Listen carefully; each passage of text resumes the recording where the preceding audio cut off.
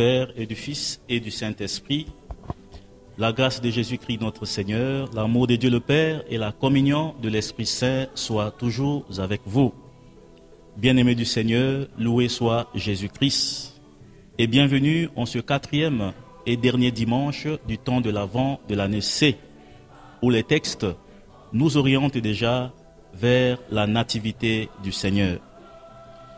La première lecture de ce dimanche est tirée du livre de Michée, au chapitre 5, les versets 1 à 2. La deuxième lecture est tirée de la lettre aux Hébreux, au chapitre 10, les versets 5 à 10, et l'évangile est extrait de l'évangile selon saint Luc, au premier chapitre, les versets 39 à 45. L'évangile. En ce jour-là, Marie se mit en route et se rendit avec empressement vers la région montagneuse dans une ville de Judée. Elle entra dans la maison de Zacharie et salua Élisabeth. Et quand Élisabeth entendit la salutation de Marie, l'enfant tressaillit en elle. Alors Élisabeth fut remplie d'Esprit Saint et s'écria d'une voix forte, « Tu es bénie entre toutes les femmes, et le fruit de tes entrailles est béni. D'où m'est-il donné que la mère de mon Sauveur vienne jusqu'à moi? Car lorsque tes paroles de salutation sont parvenues à mes oreilles, l'enfant a tressailli d'allégresse en moi. Heureuse celle qui a cru à l'accomplissement des paroles qui lui furent dites de la part du Seigneur. Acclamons la bonne nouvelle du Seigneur. Frères et sœurs bien-aimés, la première lecture tirée du livre du prophète Michée, il faut rappeler d'abord le contexte. Le prophète Michée est contemporain du prophète Isaïe. Il a exercé son ministère vers les années 740 à 710 ans, au 8e siècle avant Jésus-Christ, dans un contexte où le peuple vit sous la menace des armées assyriennes. Le peuple est confronté à toutes sortes de difficultés et d'épreuves. Ils se sont abandonnés, oubliés, ignorés et délaissés par Dieu. Il a l'impression que toutes les promesses faites depuis les siècles pour sa libération ne sont que des vaines paroles. La venue d'un roi qui viendra gouverner Israël avec justice et le libérer sous la menace étrangère n'est finalement qu'une utopie. Le peuple fait face à une période difficile et il est découragé, désespéré.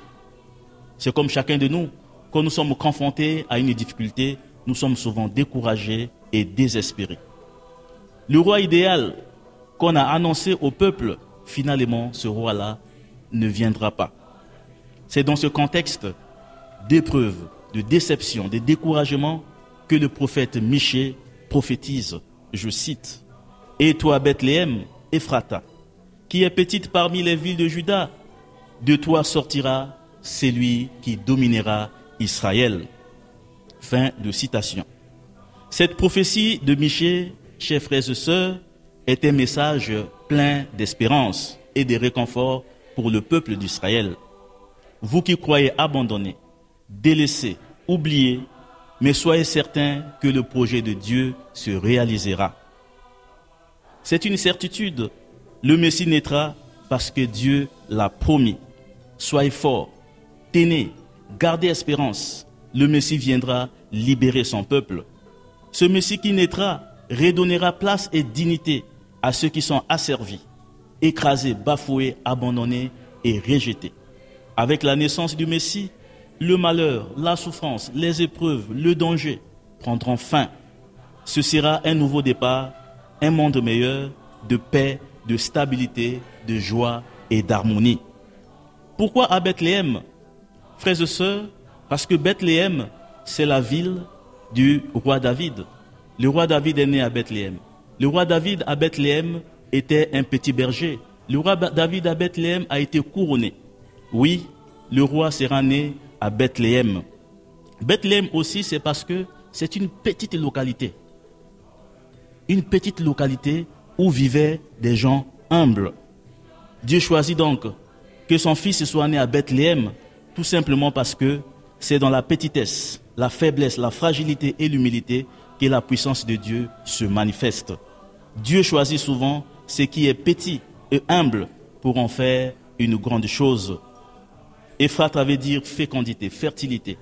Bethléem Ephrata, cela veut dire une terre fertile, une terre féconde, la bonne terre. Oui, frères et sœurs, peu importe nos difficultés, attachons-nous à Dieu. Dieu viendra nous libérer de nos difficultés.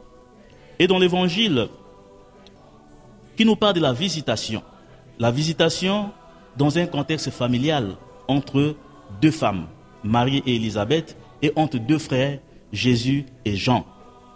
Alors que beaucoup d'entre nous s'apprêtent à parcourir de nombreux kilomètres pour rendre visite à nos proches en ce temps de Noël, nous voyons Marie qui, elle aussi, se met en route avec empressement pour aller visiter sa cousine Élisabeth, dans une ville de Judée tout proche de Jérusalem.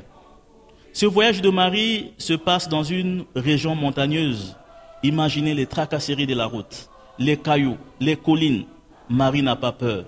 Elle vient de prononcer son fiat, elle vient de prononcer son oui. Il se met en route pour aller à la rencontre de sa sœur Élisabeth, qui elle aussi, elle est enceinte. Frères et sœurs, le premier élément de notre enseignement à la lumière de cet évangile, c'est de nous mettre en mouvement, nous mettre en route avec joie et empressement pour aller à la rencontre des autres, comme Marie.